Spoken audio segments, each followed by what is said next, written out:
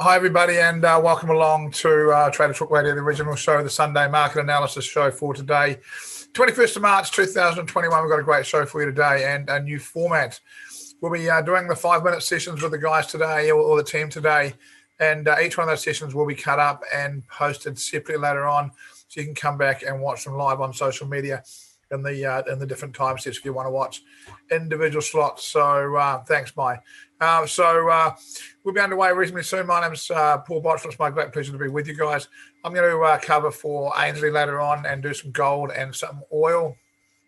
So all I'll do today is say that my biases at the moment continue to be long Bitcoin, long oil, and still perhaps just a little bit bearish on the pound. Not as convinced in that as I was over the last few weeks. Look, we're going to go straight to Julian for his macro market overview, and after him we will head to Alexis, who shouldn't be too far away. So first of all, Julian, welcome to the show, and we look forward to your macro market update. Hey Paul, how are you? And hello everyone, wherever you are in the world. Look, it's great to be part of the slightly new format show, Paul. And I wish I had something fascinating and truly insightful to say this week. What I will say is I'm going to do a tiny mini little look back on the Fed and the Fed announcements and also the post announcement conference that Chairman Powell gave, because I think it's really important and it's going to drive a lot of our thinking going forward over the next couple of years. So he reinforced his relaxed view about inflation, and he also reinforced the point at which he's going to think about raising interest rates, which is a very low rate of unemployment. I believe it was in the 3.5% mark. And if it wasn't in the 3.5% market, I had to hit some diversity targets before he'd even consider it. So I also am very interested in the way in which he expressed his opinion about the growth in the economy as well too, and what he's looking for there and where he feels inflation is going. So the basic Fed thesis right now is that the inflation is going to be a blip and it'll come back down again. Nothing to worry about, according to Chairman Powell. Well, the bond market seems to think slightly differently for that, because soon after the press conference, it shanked again and interest rates continue to rise. So this is a big problem which the Fed chairman has, because the bond market really essentially is the arbiter of the world in terms of what's happening. And so when you look at a 10-year rate and a 2-year rate, you can see a significant difference now. There's about between the 2 and 10s, I believe it's somewhere in the region of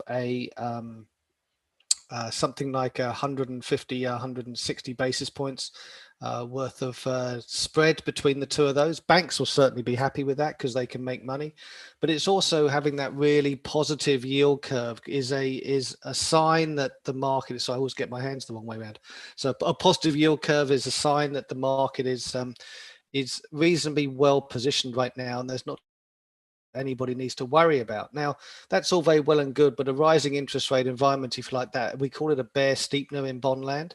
Bear steepener in bond land normally isn't a great environment for growth stocks. So we'll see what the world's going to bring over the next few weeks. But I think the key message that I took out of it was he has no intention of raising short-term interest rates anytime soon.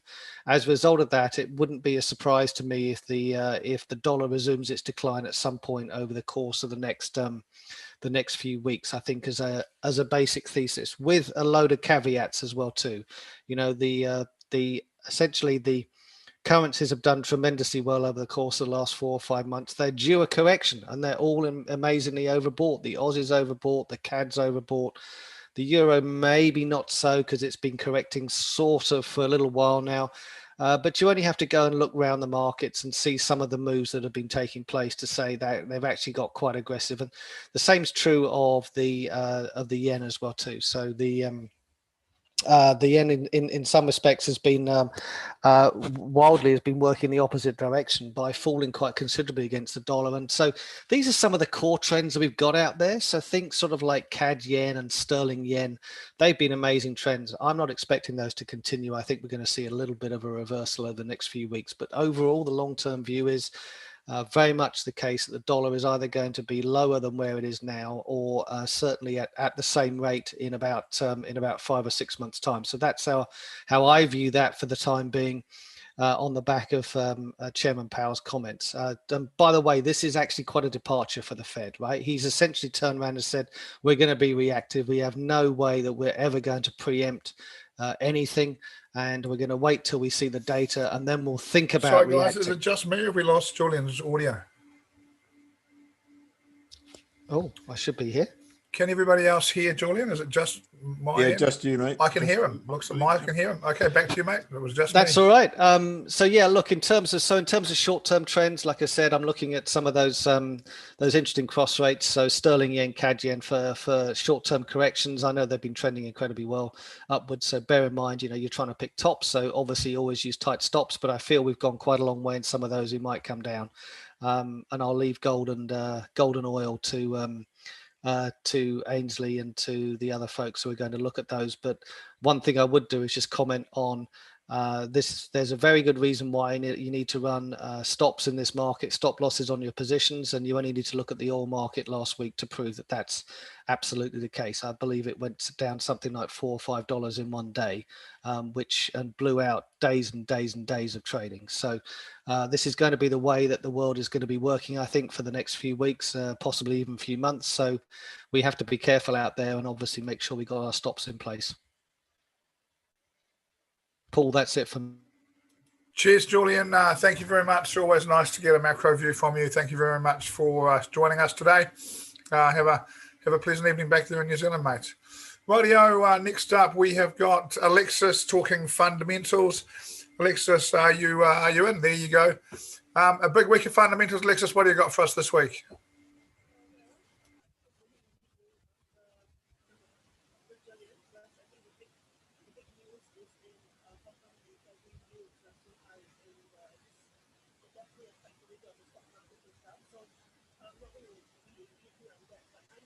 I'm pretty sure I'm right this time, Alexis. It's pretty hard to hear you. Yeah, you're right. All right. How is this better? that's way clearer. Yeah. Yeah. So with one eye on the bond market, and again, I think from last week we were all looking at the possibility of whether or not there will be any interest rates increases. So far, interest rates have remained unchanged. Whether or not it continues to be so, not too sure if that will happen. But what I probably am interested in for something a little bit more, I would say, tradable, would be something coming up next week, which is the Swiss. So on Thursday next week, we have the Swiss. Let me just share my screen and share. All right. The Swiss news coming right up, and it's going to be about its monetary policy assessment. So this is on Forex Factory calendar. And the Swiss has been struggling to capitalize on the recent jitters in the global stock market. So it might continue to underperform. So I'm just going to take a look at the Swiss index in general, and it is at a very interesting place. This is on the daily chart. If I pull out to, let's just say, a weekly chart, again, it is probably at a very interesting level, I would say. It's an area where two things can happen, either up or down. But before diving into that, the Swiss National Bank might actually be further welcoming more declines on the Swiss. And what might trigger that would be the next monetary policy announcement that's coming up on March 25th in another 4 days. So the Swiss is an export-oriented economy, which means if it has a strong local currency, it can have deflationary forces, and it has been struggling to keep its inflation rate up to par. So I am expecting a break of this level. Whether or not it really happens before Thursday, I'm not too sure. But if we just, I think, go down just on the Swiss index, it really is at a very interesting place. And I think a lot of traders will be looking for a bounce off this level in terms of technical trading. But what I'd like to do is just take a peek at the Swiss pairs. So we have the Aussie Swiss again. This is the daily time frame. And let me just go to weekly to get a little bit more context. So again, Aussie Swiss, you can see it's kind of testing an area whether or not it will break through That's another question. But the Aussie is still strong against the Swiss, so I am expecting this to be a pause in the market and the upward trend to continue. We have Swiss yen over here, and let me zoom out a little bit. Swiss yen, you can see testing a very, very nice horizontal area. It's bounced off, I think, ever since 2018, once, twice, third, fourth time. And it's a whole bunch of consolidation over here. Again, the probability of it breaking up, I feel that would largely be triggered by Thursday's news. If Thursday there is some kind of update on the monetary policy, then I think this level could either fulfill the national bank's target of a weaker Swiss, or it could just break through. So again, we'll see what Thursday brings around. Cad Swiss, zooming out a little bit, not as clear, I would say, but it's I think this is more on Cad's strength, so I'm going to give this a miss, not as clear. Euro Swiss, again, if I just plop a line around here, you can see it's interesting levels. If we go on a shorter time frame, the daily time frame on the Euro Swiss, this could almost be like a break and retest of this level of one of the EMAs. So again, it really does point out to that a weaker Swiss might be possible. Last couple of pairs, pound Swiss, I would say, again, if we just scroll out very overbought, so there's and it might be a technical flag pattern, I don't know, but it's just the Swiss is at a very interesting level. So I will see what Thursday brings about. And finally, dollar Swiss, again, a consolidation might be another flag pattern again. And again, it points that if it does fulfill the Swiss bank's bias of a weaker Swiss, then we should see a breakout towards the upside. So I'm interested to take a look where the Swissy goes next week, and my bias is short, at least for the medium term, or at least until Thursday, where more the SNB comes up with a bit more clarity in what it wants to do with its interest rates. That's all from me, Paul.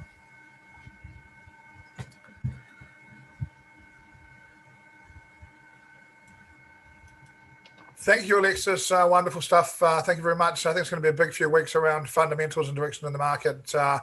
We look forward to having you back again next Sunday. Thank you very much for that. We're going to go to Ash, and we're going to talk about market direction and what drives market direction. Ash, are you available? I certainly am, mate. Yeah, I'm right here. But I wonder if you could help me. Excuse me. I got short on cable a few weeks ago based on COT and seasonals. And one of the things that I tend to do is if I get short because of a reason, I don't exit until that reason changes. Am I still short bias based on COT and seasonals on pound, or has that changed for us this week? Well, the pound itself is giving very flat kind of indication of more movement. So if you're already in a trade which is going where the trend is starting to establish itself, then the COT and seasonal suggests stick with it. I mean, certainly the COT data suggests stick with it. Because you're trading cable, it makes it a slightly different picture, because obviously then you've got the dollar kind of rolled up in that. Yep. The pound itself, I mean, if we look at the commercials with the pound, we can see that they are at the lower end of the percentage bound, so that does suggest selling. And if we bring up the actual the index here, what we're kind of seeing is that the shorts and the longs are both decreasing. So the short sellers are kind of starting to come out, but the longs are also starting to come out as well. So now it really does depend on whether we've got the correct partnership with trading against the dollar. And when I looked at the dollar, in fact, just quickly looking at the seasonal aspect of the pound, it does suggest that there could be a turning point approaching. That's what the seasonals are starting to suggest. There could be a turning point approaching towards the end of March. We start to see a run up right until around about the start of May. But at this stage, the COT data hasn't changed direction yet. So the trend is if you're in a trend, then it's best to stay with it. But when we start to bring it up against the dollar, look at this index. It's just dropped straight off. And what's a bit concerning about this one, where we saw both the buying and the selling coming off with the pound, what we're seeing with the dollar is the buying is coming off and the selling is increasing. So this would start to say, well, if you're in a position with a dollar involved in it, then the stops need to be probably moved at this point and just tighten things up. So sorry, MS, that's saying dollar short, right? That there's more shorts coming into the market, there's more longs leaving the market. So COT starting to suggest that there's selling coming. The US dollar is going to come under some selling pressure. Yeah, I mean, it's not at an extreme. So we haven't seen the extreme, but what it's saying is that the movement, if we start focusing on when things start to turn, this could turn into a genuine bear movement, or it could just start turning into some sort of consolidation area. That's what it's suggesting at this particular area. But it is a bit concerning that in the last week we've seen both the buyers and the sellers come out. The buyers come out and the sellers start to come in. And if we were to go back to the pound, then there is a difference in the message. Both the buyers and the sellers are coming off with a pound, which is kind of suggesting that people aren't really sure exactly what to do with a pound. So at that point, you kind of go, okay, well, it might consolidate, but it doesn't look like a trend reversal. So that's fine. Yeah, look, enough for me on. Thanks very much for this. Enough No for me. problem. I'll be looking to start and move out of my position based on this. The seasonal's coming to an end. The COT data is not as clear as it was perhaps a couple of weeks ago for me getting into this position, and it's probably time for me to at least start and move a little bit out of it. Yeah, I'll back to you, buddy. Yeah, well, just because we've been talking about the Swissy, I think this one's a really interesting one in the coming week, or even coming weeks, and potentially with that, we've got a lot of stuff from the Fed this week, and we do, as Alexis says something coming from the S&B. They are in a bit of trouble in Switzerland because they aren't as competitive as they should be, because they are an export nation. They're not anywhere near as competitive as they should be. If you look at the trade balance numbers, they've been really coming down quite significantly. But the interesting thing is obviously the link with gold. Gold could get a boost here. It's struggling to really gain some buying pressure, but it is starting to look like a potential bottoming pattern for a period anyway. And because Switzerland have more gold per capita than any other nation, that will play a part in what could happen with the Swissy. But look at this. The shorts changed. The change from last week, down 74%. The shorts are coming out of the Swissy. And if we bring the COT data up here, what we've got is, and I'll take the net off, look what's happened to the shorts. Yes, the longs are a little bit weak, but the shorts have just, they've catapulted away from selling the Swissy at this particular stage. So that would look and appear to be a possible turning point for a short period with the Swissy. So that would suggest that any short positions with the Swissy aren't anywhere near as protected as they were. So are we potentially looking for some turning points? And I would agree with Alexis. I think that the Aussie Swissy looks like a very interesting pair right now, because we are at a potential topping area. This is a neckline of an inverted head and shoulders. So that neckline would tend to come off a little bit before it would get tested again and possibly then break through. But on first time of asking, will this neckline break through? Looking unlikely when we look at the COT data, and if we bring in the seasonals as well with the Swissy. What we're seeing, again, potential bottoming down here at some point in March. This is the midpoint in March, so we might be slightly beyond that, but it is suggesting a little bit of upside before another dip around about May, June time. And again, bringing that back into trading it against the Aussie. Then where's that gone? Here we go. Trading it against potentially what we'd have against the Aussie as a potential pair. Look at the Aussie down very, very low in the COT percentage terms, which that is indicative of a sell that is starting to accumulate some pressure. So I agree with Alexis on a potential short on Aussie Swiss, and I agree with Jules on a potential turning point with the Aussie. That Aussie has seen some strength, but this is suggesting that strength is possibly going to start to recede relatively soon. So could have to wait until that Swiss National Bank announcement before you get a genuine break and a genuine clear fundamental picture. But it certainly suggests that any sell signals in the Aussie Swiss and maybe some of the other pairs versus the Swissy might well be worth taking a bite at. Cheers, Ash. Thank you very much for that. Much appreciated. Is that you for today? Yes, it is, mate. Yeah. Cheers, mate. Thank you very much. Great, interesting stuff. It's nice when we see the different experts coming together and starting to create a clear picture for us on things like the Aussie and the Swiss. With Ainslie away today, I'm going to jump in and share some screen, and I'm going to talk. Gold. And look, I really like the gold chart at the moment. I think I said as often with gold, at a fascinating place. Look, I think there'll be a lot of people who'll be very interested in this bar here, and the trend line runs down off the top through here. It's only a sort of mini trend line, but it runs off the top. It'll come through that point there. Then it'll get down into this bar here.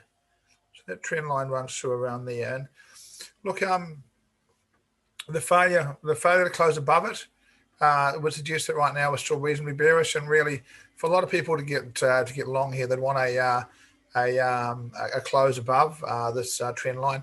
And I think as well, you've got the 50-day moving average sitting in there as well. So you've got the 50-day moving average providing resistance and this trend line providing resistance. And for a lot of people, the action will be around this area here and this horizontal level. And again, it's a pretty significant recent horizontal level. We saw it be, major resistance there, come back and support here, support here, support here. This level has had a little bit of work. And I do expect we'll see price get up and have a bit of a look at it during the week this week.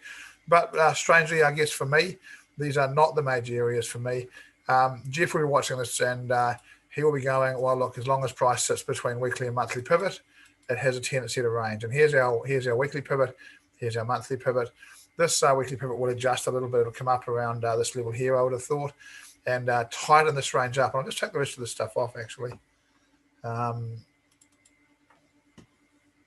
As long as we are sitting in between weekly and monthly pivot, I will be looking for range behavior. And once we break out of that, I will be looking for, excuse me, guys. I'll be looking for a break below weekly pivot to get short. If I get a break below the weekly pivot, I'm happy to get short, and a break above monthly pivot, I'm looking to get long. And really in between, I'm looking to just take my time and stay out of this for now. I will see if I have got...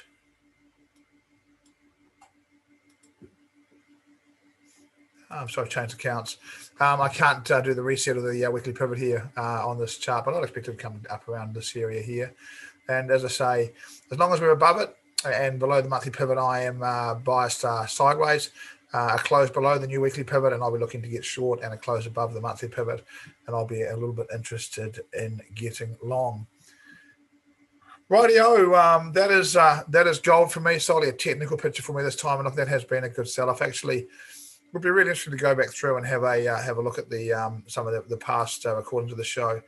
I'm pretty sure that when price was up in this area here, Julian talked about gold getting down under 1800 and even down into the 1600s. And to be honest, at the time, I thought, my God, that's just not going to happen. But he is always right. And I wouldn't mind going back and having a look at the tapes. I think he mentioned 1680. It's just from memory. But he did mention that, if it did go, that it could go a long way. And it certainly has. And for mine, really for gold, as far as a bullish picture, I'll remain a long-term gold bull. And what I'd like to see is a picture that gets me long, and certainly this breaker monthly pivot. But even if we've got this breaker weekly pivot, double bottom, high, low, we're looking for some kind of pattern to convince me that I need to get long. For now, I'll hold on to a short bias until I see it. Rightio, next up for me, I will check the questions in a second. They've opened up behind the screen as always. Shukri, long couple of days for you, mate. Lots of crypto genius going on the last few days. Listen to a bit of that kind of stuff. Great session there, mate. I thought that the parts I listened to, that was the best session I've seen you give, mate. I thought it was brilliant. So thanks for turning up and finding some time for us today. Sure. Let's do our 5 minutes on crypto, Shukri. Yes. Okay, let's look at crypto. News has come out today. The Coinbase listing has been delayed to April. So Bitcoin is testing the support line. Ethereum is testing the support line. It may break, but we don't know that for sure. Now, the good thing about the Coinbase IPO being delayed next month, you know what? I now know when the crypto markets are going to get bullish again. I think the listing is going to push it up because I think that this Coinbase is going to do very well. So what do we do now? Not interested in Bitcoin, not interested in Ethereum. I tell you what I'm interested in, Polka Dot and Kusama, more so Kusama. Okay, so this is something that Geoff bought at 130. Where's Geoff? Oh my God, Geoff is way down here. I don't even see Geoff anymore, guys. Okay, where do I buy this? And I'll tell you where I buy. I want to buy along this line here, okay, along this line. Why would I like to buy Kusama at this high place? Again, guys, I am buying Kusama and then I am staking it and I am going to get a reward or airdrop of what token? I'll show you what token, okay? Show you here. Let's look at DeFi demo day. These tokens are going to be listed very soon and they're going to give an airdrop of their tokens. Akala. Akala is going to be on Polkadot. Not interested there, but there is a version of Akala called Karura. It's a kind of bird. I don't know where the bird is from. New Zealand or Japanese bird. Karura, K-A-R. You put in, you stake your Kusama, you get Karura. This is a hot project. This is from New Zealand, Paul. This Akala Karura is the DeFi hub of Kusama. That's huge, of Polkadot, sorry. Next one, Moonbeam. Moonbeam brings Ethereum onto Polkadot. Look, guys, they are bringing Balancer and SushiSwap. SushiSwap is owned by Sam Beckman-Fried. That's huge. Moonbeam is going to be on Polkadot, but the other version of Moonbeam called Moonriver is going to be on Kusama. So we're going to stake Kusama, we're going to get here, we're going to get Moonriver, and we're going to get Karura here. And that's what it is for today. So it shows you, even when everything is going down, if you look carefully, there's always something to do in crypto. That's just the way it is. Cheers, Sukri. Thank you very much, mate. And great to say, great effort over the weekend, mate. Long period of time. I'm sure the people who are in there loved it as well, mate.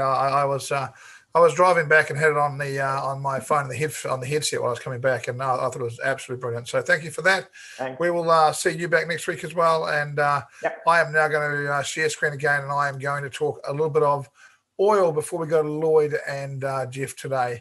Look, it is an interesting time in the market, and one of the things that was weird about gold was that we didn't really get a massive reaction to the Fed like we did on a lot of different things.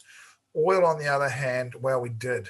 And as Julian was talking about this big selling day, look at, here's the move up, test of the 23.6 fib level and this horizontal level. And again, when we have a look at this horizontal level here, it's it hasn't been in play for a long time, but when you get back a little bit, it starts to look pretty interesting.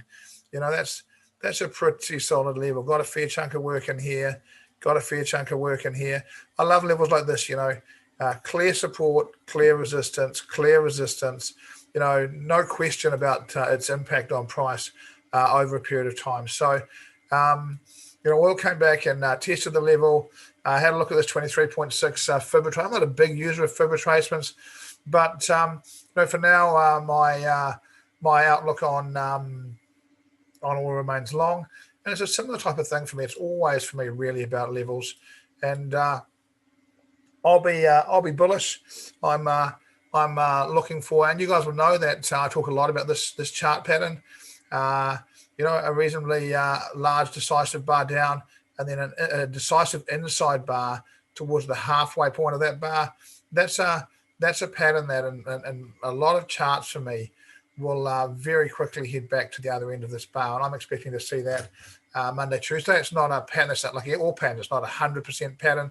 But this is a pattern that I look out for, and I'll be more than happy to add to my longs. And look, my current longs and oils were just down around below this level here, so my stop losses weren't taken out.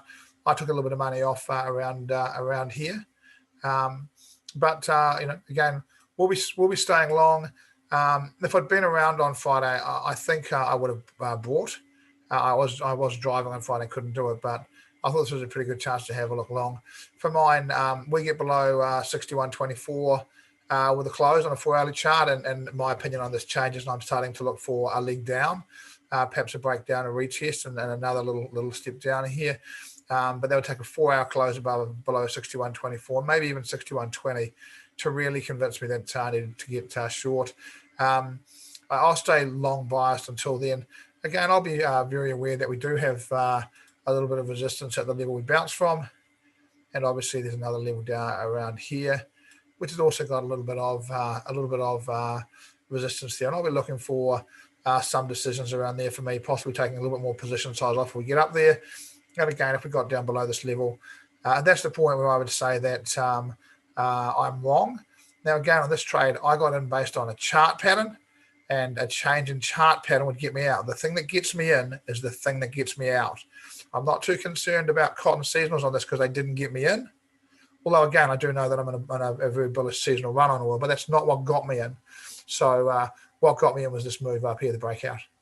And close below here, and I'll start to believe that breakout might be over, and I'll get out. And otherwise, I'll hold on. Look, take a little bit more money around this level here, and then look for a break and another move up. I'm a round numbers kind of guy. I have a feeling we'll see oil around $100 end of the year, Bitcoin around 100,000. Not so sure on gold at the moment, but I'll hold my long positions where possible in this run. That is and you know, when you see a bar like that, and look, we've got, you know, bearish bar, bearish bar, bearish bar, bearish bar, big bearish bar, and it looks really bearish. But when you look at this move here, it just looks to me like it's absolutely in need of a pullback. And if we've got that pullback and there's money coming back into the market here, 23.6 is a short pullback. And a pullback to the 23.6 and the 20-day moving average is about what I would expect in a move as big as this. If that move is to continue upwards, I would suggest we probably, I don't have it on there, but around the 20-day moving average on this as well. So I will stay long on oil. Again, under 61.24 for me would start to concern me a lot more in that position. Lloyd, if we could have you in on currency strength. And a lot of people talk about the dollar index, and it's one of the things we don't have on MT4. People go after it for, and it's really important. What you're going to talk about is each of the currencies index, right? Hi, Paul. Yep. Yeah, Hey, mate. okay, so let's have a look at the currency indexes and the dollar. Let's see what it has for us this week. Cheers, thank you. Okay, so for this upcoming week, I'm still going to be bullish on CAD. If you look at the weekly chart on CAD, it doesn't really look like a nice price action. But if I go to the daily time frame, actually I pretty like it. I have a really nice rejection bar that's rejecting off 80. Yeah. So upcoming on Monday hits, I'll probably be placing a trade on CAD to see if I can get long from here. Yeah. So to me, this is a very nice rejection. So let's go back on yen. Yeah. So yen from last week actually expected to be bearish, but it actually went on a short-term buying spree for this week. Yeah, probably due to this horizontal level. So let's have a look at the daily time frame. Yeah. So it did indeed actually touch the 91 and then went up briefly. Yeah. So I suspect whenever this is the case and there's a horizontal level nearby there, I would be suspecting that yen or any currency might be actually going on a retracement, which means that it's a bargain buy for me, which I can actually get in somewhere somehow. Yeah. So overall outlook for yen is still short. Yeah, I'm not going to go extremely bullish on it, but yen, there's a high chance that I think it might go on a retracement for the upcoming week ahead. Dollar index, yeah. So for the DXY, this has been troubling me. Yeah. If you look at the daily chart for the dollar index this week, yeah, you can see that price is pretty much ranging. Yeah, so it's actually not going anywhere. And when we look at the weekly chart, there's a very huge horizontal level back from all the way September last year till now. Price doesn't seem to break it. Yeah, it has attempted twice already. In fact, yeah, and the second time give us a lower high. Yeah, so for now, for the dollar index or USD pair, I'm going to be very careful. Monday is going to determine whether I'm going to long it or short it. Yeah, for now, price according to price action is showing us that you actually break lower. Yeah, so let me get rid of this. But we have to be mindful of the big picture is that price seems to be ranging as of now. Yeah. So whenever price is ranging, let's not get into it until it gives us a very clear idea where it wants to go. Yeah. So I'm just waiting for price to actually break above the horizontal level or just break the box, and then I will actually be prepared to go short. Yeah. So that's DXY on the upcoming week. Aussie, Kiwi, both of this chart is still ranging on a weekly. I think for range trader, they're going to be happy about it. Yeah, so you can see that both Aussie and Kiwi is just ranging. It's not really going anywhere soon. Now, pound is also another interesting chart for us. You can see that for 3 weeks, actually 4 weeks, 5 weeks, it just refused to go above 140. Yeah, so when you look at the daily chart, this is what happens. You see that it goes 140, reject, force break. So now we have this scenario that price may be potentially ranging for pound. Yeah, so again, repeating myself, is that for price that you see that is clear cut, that is ranging, then just let's not touch it until price breaks. Yeah, so it can actually breaks above 140, then I'll be happily going long. If it actually breaks for the current box is below 138, then I'll be happily going short. Yeah, that means it's a rejection of this horizontal level. Now, euro on a weekly chart, you can see that price breaks below 120, come back for a retest, very nice retest on the daily chart. This is what we have it over here. So on Monday, if euro we have on a Monday, if we have a bearish bar, then I'll be happily jumping in short for euro. And the last on my list is actually Swiss. So on the weekly chart, very nice rejection bar on Swiss of 108 level.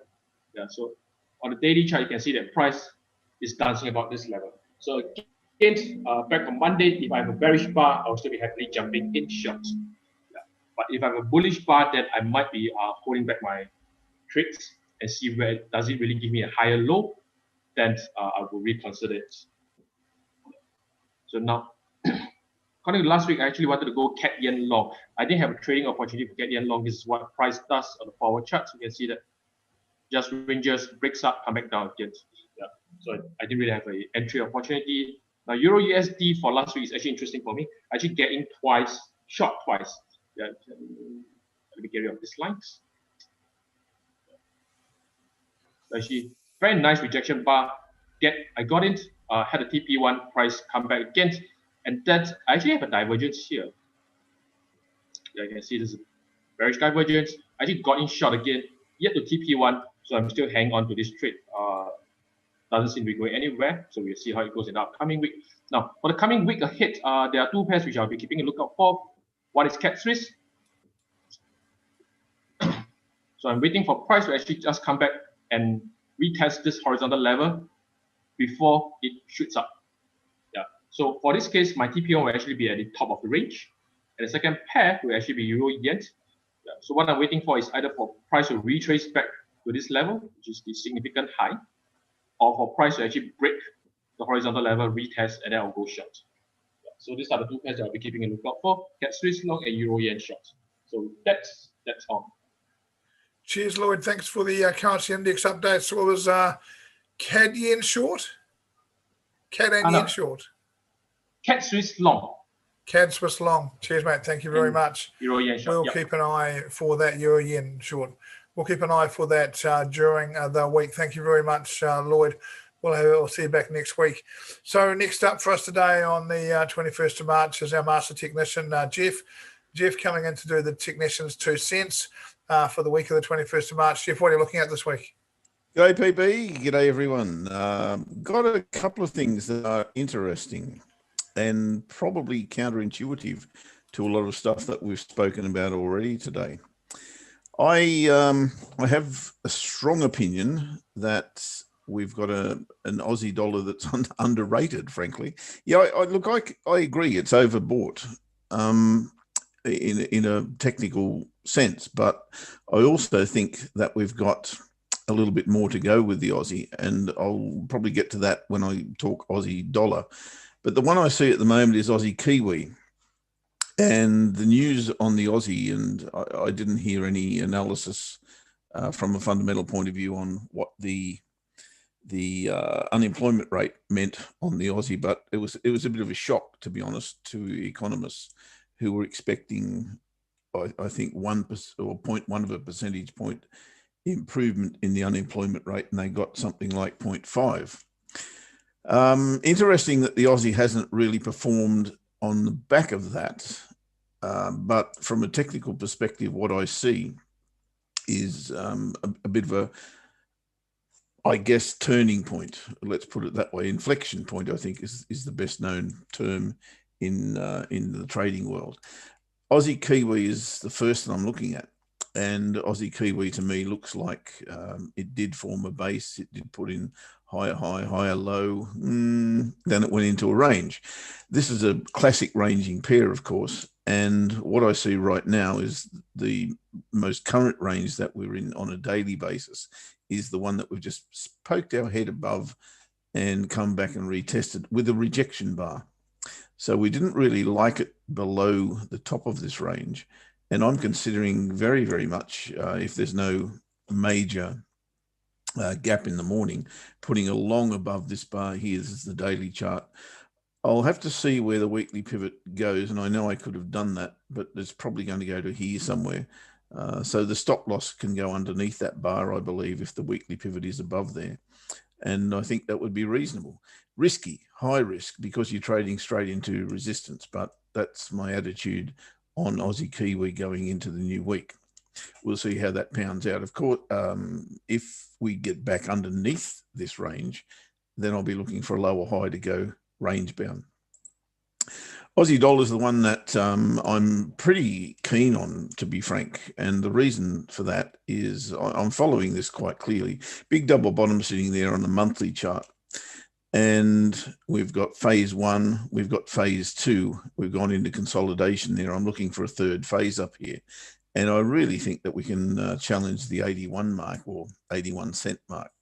So I'm focused on that right now. We are in consolidation without question on the monthly chart. It's a bit of a mess on the weekly chart. On the daily chart, it's even more of a mess, where you could argue that we've got a head and shoulders formation there, and I would concur with that. I don't have a problem with that. What I do have in the back of my mind, however, is this little pattern here that I love. Little inside bar, big buying bar, and then a rejection of a level. My contention would be that if price is willing to go back to here, then it's going to challenge this level. So I've got an opinion that if we were to put an entry here above this bar, and maybe put our stops below the swing, then we could probably catch that move up to that level. Even if it puts in a double top, it doesn't really matter. We can put in, we can actually bank something there. If, of course, it goes with momentum and that rejection bar, then price just falls away and it doesn't matter. I think there's probably going to be a far better entry than that, to be honest. And I'll be looking for that very, very closely on Monday, Tuesday, going into the week. This formation here is really telling me that we have got an upside coming, in particular these two bars. Yes, we've had a pretty steep retracement on Thursday and Friday, only as far as the weekly pivot, which has been a solid base, as you can see. So I'm a little bit bullish Aussie US dollar, and I think the US dollar's at a tilt point. It's either going up there or it's going down there. Okay, that's genius at work, and technically it's not really sound. I understand that. Aussie Cad. Now, Aussie Cad, let me flip the coin the other way. I think the Cad is a very, very strong currency at the moment, not least because oil is just going nuts and probably will do a little bit more than that. So it's going to carry the Cad with it. The inflection point that we're at the moment, in my opinion, is pretty clear also. But I do see there's not really three black crows, because the strong pattern in three black crows is little bar, bigger bar, bigger bar. And I'm not actually seeing that. So this is a potential rejection of this level, this horizontal level, about 97, around about the 97 mark. Yet I can, when I drill down a little bit, see phase one, phase two, phase three-ish, and then a big rejection bar of that weekly pivot from last week. So the potential here, and a close below that horizontal level here. So that's really interesting to me. I'll be looking at this very, very closely again on Monday and Tuesday. You can see that doji bar that was put in on Friday, and it's kind of depleted my my courage, if you like, because that's a beautiful bar for me. If I was trading this on Friday, I most certainly would have placed an order underneath it. But it's still there. And tomorrow, if I find that that is the case and we haven't got a big gap in the market, I'll be very, very closely watching at this for Aussie Cad short. Now, I know that kind of goes against what I've just been saying, but I think the CAD is a very, very strong commodity at the moment. And I wouldn't want it. It's overbought maybe, but I certainly wouldn't want to be selling it. That's for sure. And the final one is Euro Swissy. Again, like most of the pairs that I've spoken about today, we've got a strong level at which we find price. And price is bang on that. That is the current market price, right? And you can see it's bang on that former support, former resistance level over here. Interestingly, we haven't closed below that. And in fact, price has rejected anything below that level. That tends to suggest to me that we'll be looking for a bounce here. But how far will that bounce go? Because look at this level here. It's pretty much dead ahead. And is it as strong as the one that precedes it? It may be even stronger than the one that precedes it. So I don't see any real upside here for me. I would prefer to trade this short. And the daily chart's giving me the indication on Thursday and Friday that we had a key reversal bar here, this one, followed by an inside bar here, this one.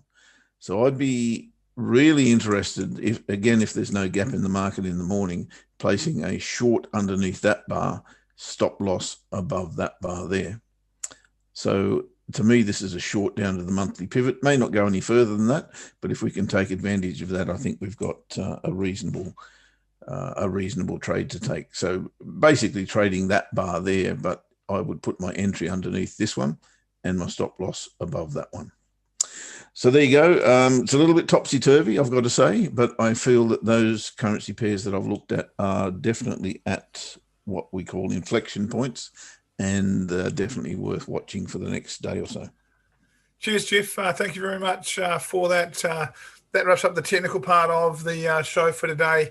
If I can say a couple of things, and as we wind this up, which maybe Mike could leave out of the recordings, it's a little bit harder for us to directly answer questions, guys. If we're going to cut these sections up and have them go out as separate shows, then answering questions from another section becomes quite tricky. And we'll have a look at how to do that.